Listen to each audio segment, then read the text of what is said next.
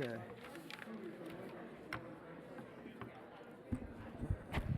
Good evening, everyone. I'm Pete Anderson. I am the District Governor-elect for District 7610. Woohoo! So, this evening, I have the honor of introducing immediate past Rotary International President Stephanie Urchick. I contacted some people and did a little research. And I want to just get some fun facts that, a lot of people you may not know about Stephanie. So first off, and you maybe heard this at lunch, but you may not understand why, I found out that she isn't a fan of the title of past Rotary International President, because the word past could be past P-A-S-T or past P-A-S-S-E-D, which have two significantly different meanings. And I will admit that Stephanie does not look like she is past P-A-S-S-E-D. So I'm going to refer to her as basically immediate previous Rotary International President. Okay, so for those of you who are in the Rotary Beer Fellowship, you might like to know that she does like Iron City beer. There we go. She is also a big sports fan of the Pittsburgh Steelers, Penguins, and Pirates. She has a basement, oh yes.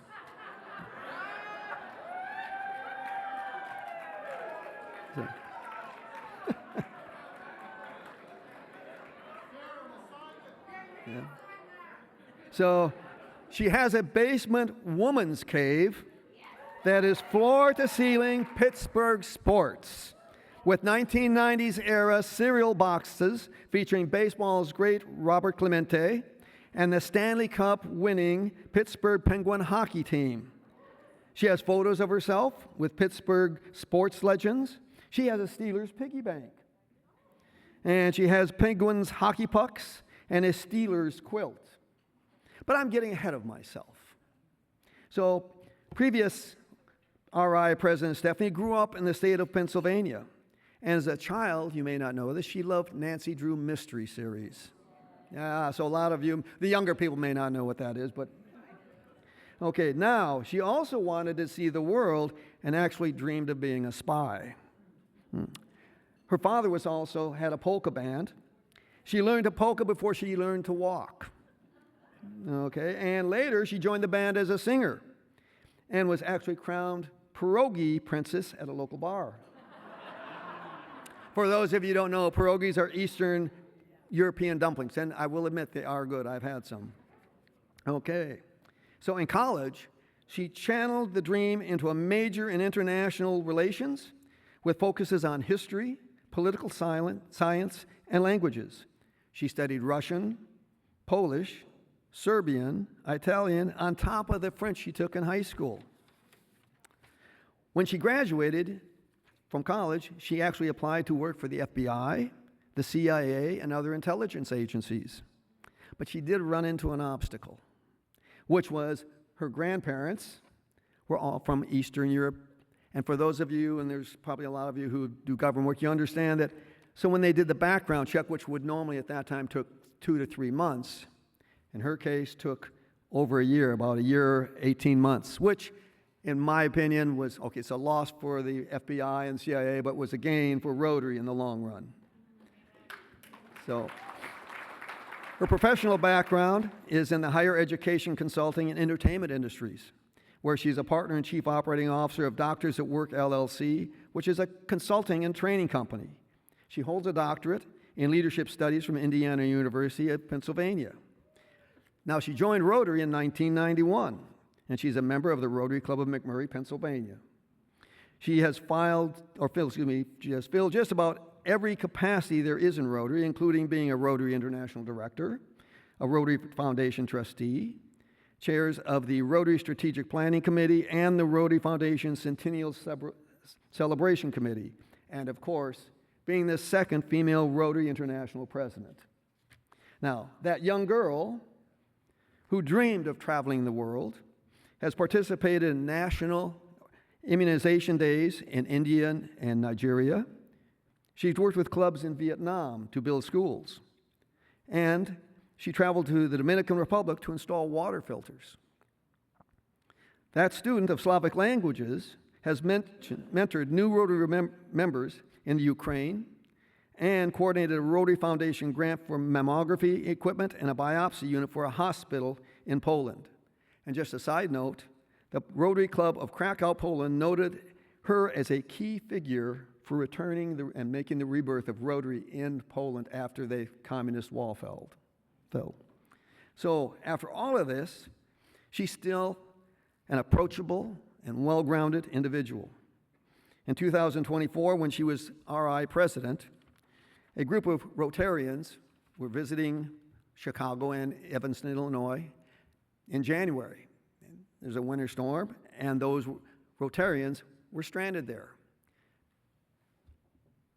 Previous President Stephanie had just returned from the IA, the International Assembly, and so what does she do? She invites them all to her condo to see the Steelers football game that year against the Buffalo Bills. And she puts out beverage and pulled from her freezer, what else? Pierogies. So, and how do I know all this? I mean, and I've heard this story from many people, and the reason I know is because those Rotarians were from my district, District 7610. So with that, please rise and give a hearty Chesapeake welcome to immediate previous Rotary International President, Stephanie Urchick.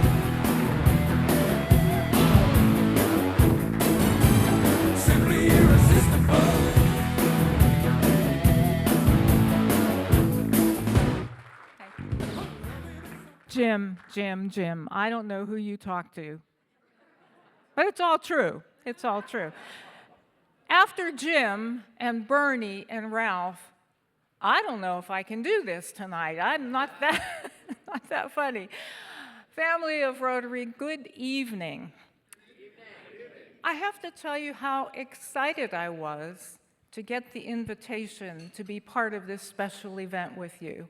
I love coming to President-elect sessions because, you heard me say it all day, you are the future of what's going to happen to Rotary.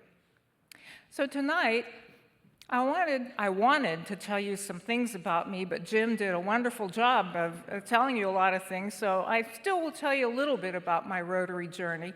And then I want to focus and talk about our number one internal priority, which is growing our organization.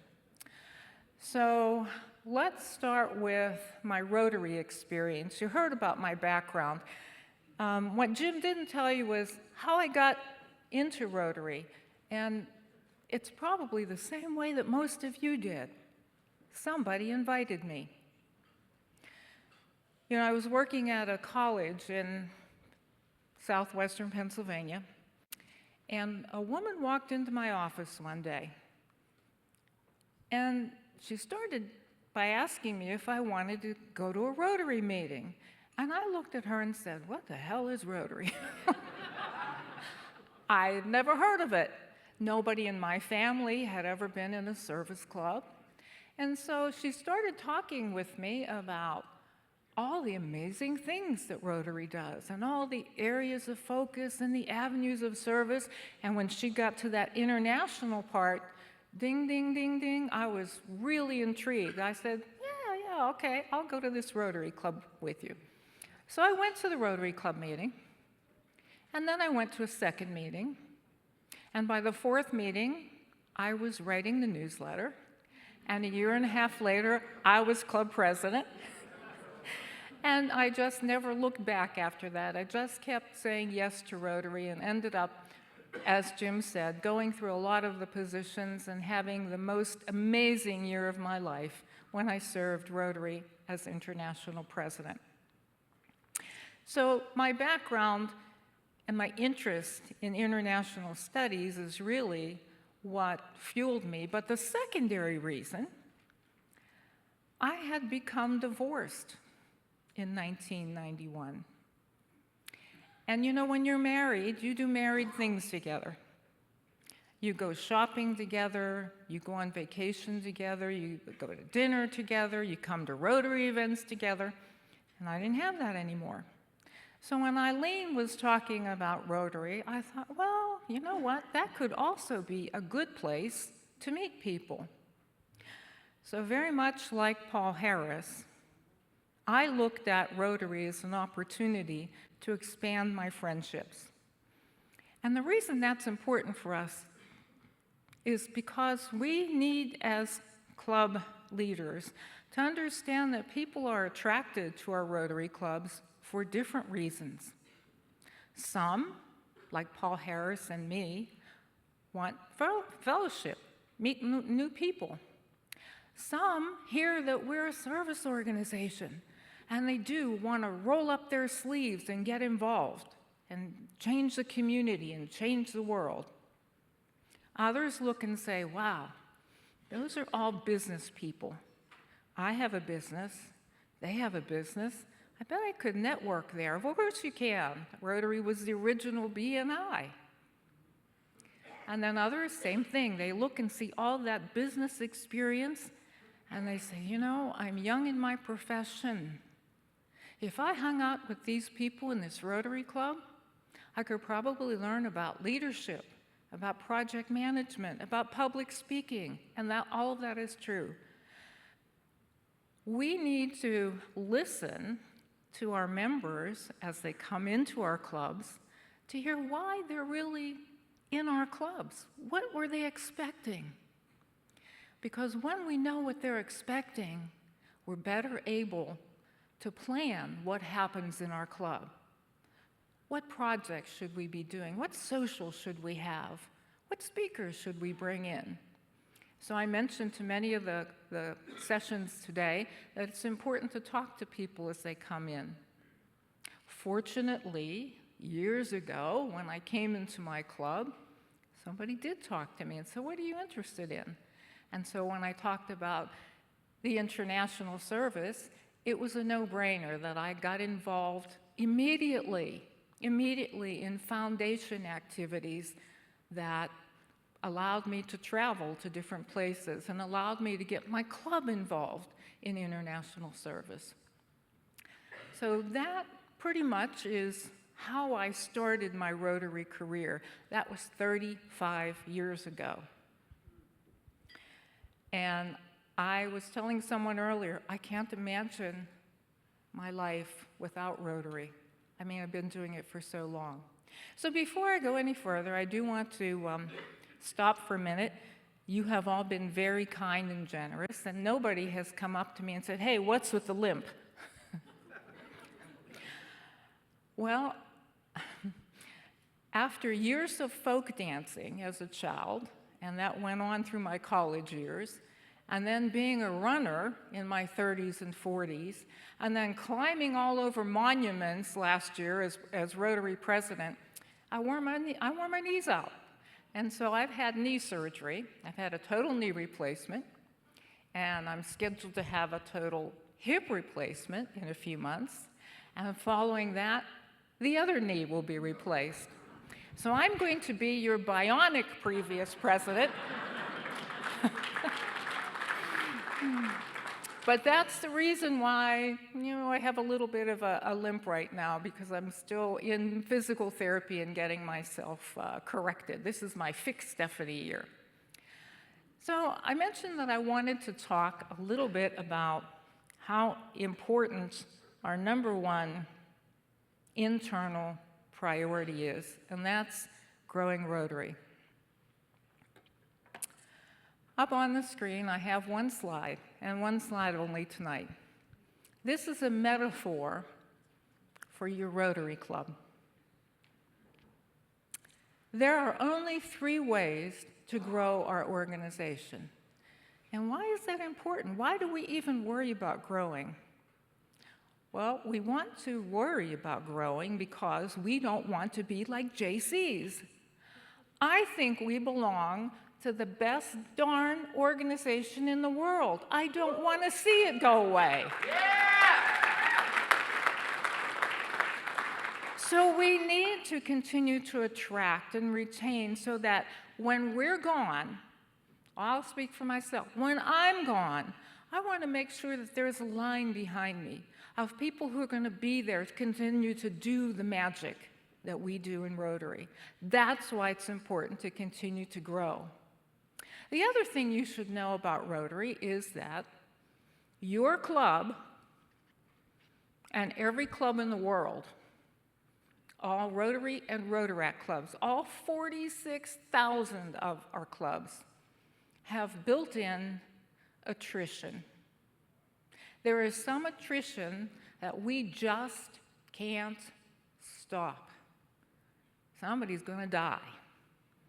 Somebody's going to get a new job and move away. Somebody's spouse is going to become ill and has to, take care and be a full-time caregiver. We can't stop some of those things. But people leave Rotary clubs for a lot of other reasons. You see the bottom of that bucket? Those are the people who leave your club because they don't like what's going on, because their expectation hasn't been met, because it got too expensive, for a lot of other reasons. Those are conditions that we can handle. Now look at the top. All those different things that are up there, new clubs and innovative ideas, those are all the things that we're here this weekend to learn about. We talked a lot about, I think you talked a lot about companion clubs, which is one of the ways that our council has given us some freedom to do different ways to attract people. When you think about it, Rotary clubs around the world for about 100 years did the same thing. They met 4 times a month, they took attendance, they sang, they rang bells, and there is nothing wrong with any of that, all right? My club still does some of that. But there are people in the world who have different kinds of realities in their life, and Rotary needed to say, we need to meet you where you are. And so that's why I say we're living with Rotary 2.0. We brought in women in the late 80s. Our council in 2016 created new meeting models. So we have e-clubs and corporate clubs and passport clubs and impact clubs. I want to tell you a story about my own club. About, 10 years ago, we were struggling with the fact that we couldn't get above the number 34. We'd have 32, then 34, then 33, then 35, then back down to 32. And we thought, what's going on here? Why is this happening to us? So we decided to take a look at our community and to ask questions. So we worked with our local Chamber of Commerce, and we worked with a local organization that did a leadership program in our county. And we worked with the parents of our Interact Club, and we asked questions about becoming involved in service and making the community better. And what we heard was that there were people who wanted to serve. They just didn't want to come to meetings. Well, when we heard about that impact model, we thought, that's it. This is what we want to do. So we have a group, an impact club, and we don't have meetings. We have a social event twice a month where we do service. There are no speakers. There's nothing formal, but we do service. Our focus is food insecurity. So when we got together in December, twice, both times at a local pub, we put stockings together for children who were in food insecure homes. So they had a little toy, but they had mostly food. Packages of tuna and instant oatmeal and hot chocolate. So when those children, 47 of them, got up on Christmas Day, they had an extra gift that would help them not be hungry. That's the kind of thing that my Rotary Club does, my Impact Club does. Valentine's Day, we did the same thing. We made Valentine's boxes for students who were at a local school for underprivileged children. We do things. We don't get together. We don't listen to speakers and just eat a meal and then go. We do things. So that is solving a need for people in my community who want to serve but don't want to do the traditional thing. Now, there's nothing wrong with the traditional club. I'm part of the traditional club. We've become the mentors to that group. We know that because they don't have meetings and they don't have speakers, they're not learning about Rotary. So every other month, we have what we call a PBR night, pizza, beer, and Rotary. We invite them, and they come because it's not a meeting and there's pizza and beer. And we only have 2 members from the original parent club go, because if you have more than that, it becomes a meeting. So we go, and we talk about something that has to do with Rotary. Who is Paul Harris? You know, why are you wearing that medal that has the bald guy? You know, we talk about all that stuff so that they get to understand more about the association we're in and our beginnings and where we're headed. I tell you that story because before we had the Impact Club, we were at 34 members. And the first night that we did induction of the new members, we went from 34 to 58 in one night. So it's worth investigating, you know, and I think it was Marty who said, you know, all the myths about Impact and companion clubs don't hold water because we didn't lose a single member in my club. Now, there may be some cases where people, you know, take off or go or whatever, but as she said, they're probably on the fence anyhow. But we are thriving because our club, those Impact members, are counted as members in our original club. And so we're going to continue to support the Impact group and the things that they do. We also, you know, when we look at that, there are all kinds of ideas at the top of that, of ways to attract members, to bring in members. But folks, the bottom, if you keep losing, if you can't retain your members, that bucket is never going to fill. Our problem is not attraction. Every year, Rotary brings in somewhere around 150,000 people. But every year, we've been losing 160,000 or 170,000. That won't sustain us. That will not make us a strong organization. We've got to fill that hole in that bucket. That hole in the bucket represents, and you heard me say it today, the culture of your club. Is there a culture of service? Is there a culture of giving? Is there a culture of belonging? Do people come into your Rotary Club and say, I'm so excited to be here? That should be what they do. That should be the feeling that they have. It should be exciting. You should be doing fantastic things to change the world. So I want you to think really hard as you keep going on this journey that you're on about the culture of your Rotary Club. If you haven't gained any members in the past couple of years, you have a challenge. If you have gained members, work hard to hold on to them. It's that important. It's that important.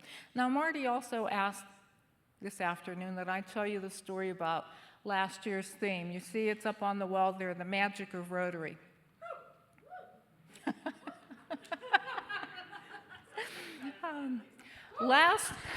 Last year was the last time that there will be a presidential theme and logo. We now have a presidential message, but no graphic. And the reason we've done that is because we want Rotary to stand by the master brand. When people see our master brand, we want them to say, "Ah, that's Rotary." You know, you see the check mark, you know that's Nike. You see the golden arches, you know that's McDonald's. Well, we want people to see our master brand and say, "That's Rotary, that's Rotary." So anyway, years ago, when I was first traveling, I ended up in the Dominican Republic. And I was there with another district in Michigan, and we had gone to install biosand water filters. So our job was to go into homes and put the filter together, and I did that. I was in a Haitian home, and I apologize. I told one of the groups this afternoon the story already, but you're going to hear it a second time because it's a good story. So I was in a Haitian home, and there were 5 members of the family. One was a grandmother, one was the mom, and then there were 3 boys. And so they were watching me. I put it together, and I showed them how to use it, and then I showed them how to clean it. And then the last thing I would always do was take dirty water and put it in one side, and it would come out clean. So I did it again. I put in dirty water, and it came out clean. And when I stopped doing that, one of the boys came up and he tugged on my shirt and said, lady, show me that magic again." And the truth is, the water filter was not the magic. The magic was what was going to happen to that family now that they had access to clean water. Those little boys had not been going to school on a regular basis because they had to walk for water. Now, they could go 5 days a week. The mother had not looked for employment because she too felt responsible for walking to find water. Now she could go out and get employment.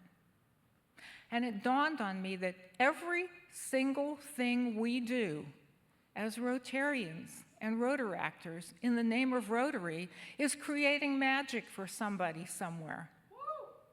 And so that's why the magic of Rotary was so well received last year, because it represents what we do in our organization.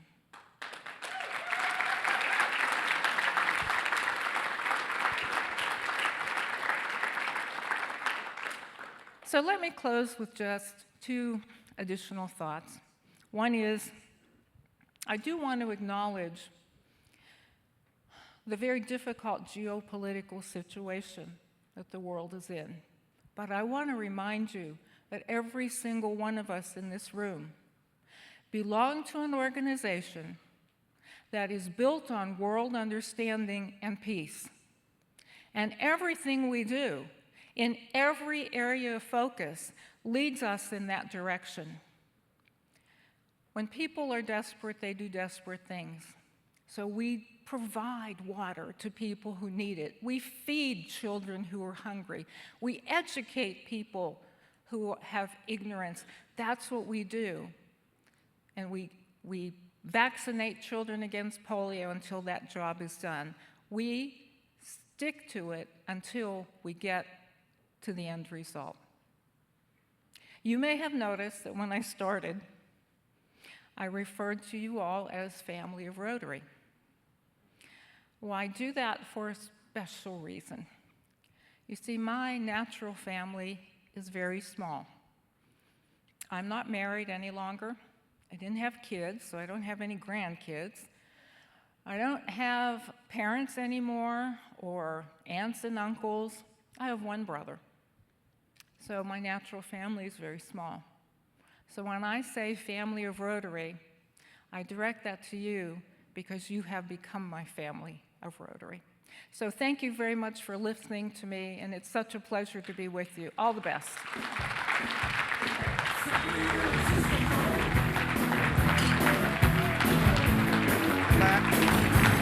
You're welcome.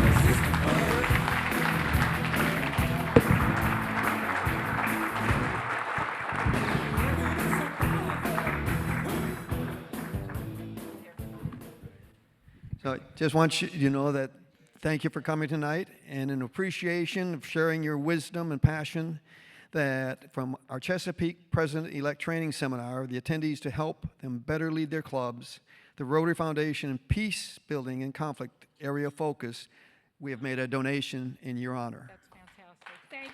Thank you all. Thank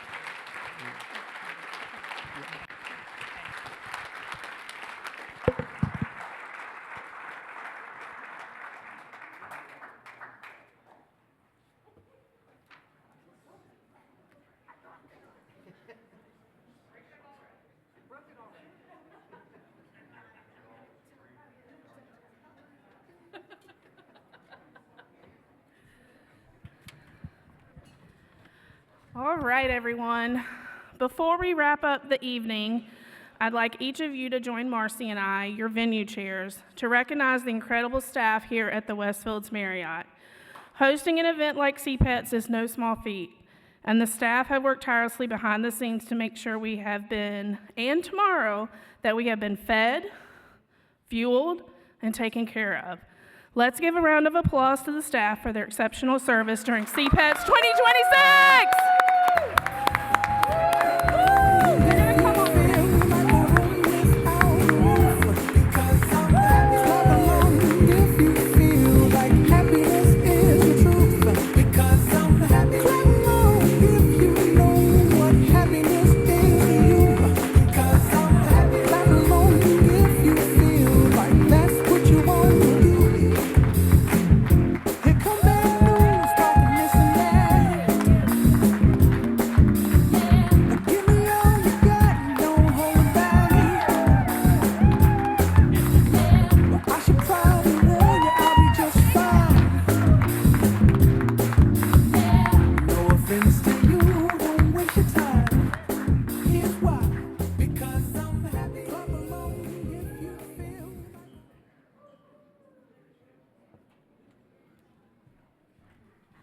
Good evening, everybody.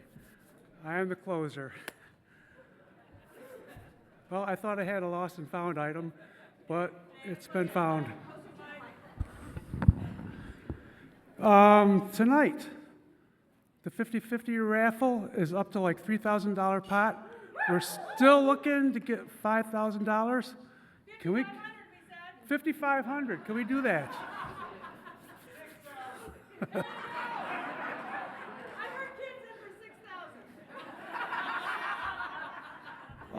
Also, there are photos tonight. I tried to get Bitsy to bid on stuff, and she said, no, my dad won't like it, no. He's going to kill me. Photos, District 7600, 7610, 855. 7600 will be on the left stairs. 7610 will be on the right staircase. 7620 at 9 o'clock. You're on the left staircase. 7630, Ken, you guys are doing it tomorrow, correct? Okay, you guys don't have to worry about it. Multi-district hospitality. That is tonight in the Fairfax room. Cash bar. Tomorrow morning, 7 o'clock, breakfast buffet, Fairfax room upstairs. It's only until 7:50, so please get in early. Emerging leaders, if you are here tonight, breakfast will be included for you tomorrow morning, and that'll be at 8:30. Oh, here we go. This is it, guys. Miss Stephanie, thank you very much. I understand that you're a big sports fan. I understand that you're a big sports fan. Last night, I know that you came here, and last night, the Penguins played the Sabres. They hosted the Sabres. Unfortunately, the Sabres won. I'm sorry about that. However, it was free Hawaiian shirt night. And I know that you weren't there, and I have a Hawaiian shirt for you. I do. With that, everybody, it's not really a Pittsburgh one, though. This is a fun one. This is Stitch.